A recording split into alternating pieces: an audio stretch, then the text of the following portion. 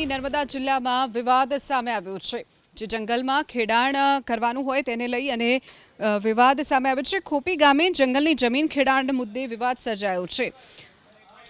તો ખોપી ગામે જંગલની જમીનના ખેડાણ મુદ્દે આદિવાસીઓના સમર્થનમાં પહોંચેલા ભાજપ સાંસદ મનસુખ વસાવા અને વન વિભાગના કર્મચારીઓ વચ્ચે ઉગ્ર શાબ્દિક ઘર્ષણ થયું। ઘર્ષણ દરમિયાન કેટલાક પોલીસ અને વનકર્મીઓએ સાંસદ મનસુખ વસાવા સાથે અશોભનીય વર્તન કરી અપશબ્દો પણ બોલ્યાનો આરોપ લાગ્યો છે। ભાજપના સાંસદ અને ઉમરપાડા પોલીસ અને વનકર્મીઓ સામસામે આવી જતા સ્થિતિ વણસી હતી। સમગ્ર વિવાદ પર સાંસદ મનસુખ વસાવાએ આરોપ લગાવ્યો કે એક તરફ મંત્રીઓ સમાધાનની વાતો કરે છે અને બીજી તરફ તેમના જ અધિકારીઓ અલગ અલગ વાતો કરી રહ્યા છે।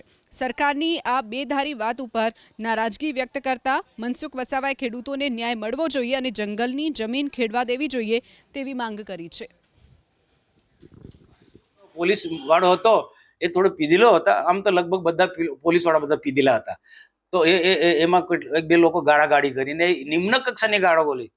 એ જે પોલીસ વાળા એ નિમ્ન કક્ષાની ગાળો બોલી એટલે પછી અમારે ના છૂટકે બોલવું પડ્યા। તમને શોભતું નથી, તમે ગાળો ના બોલો।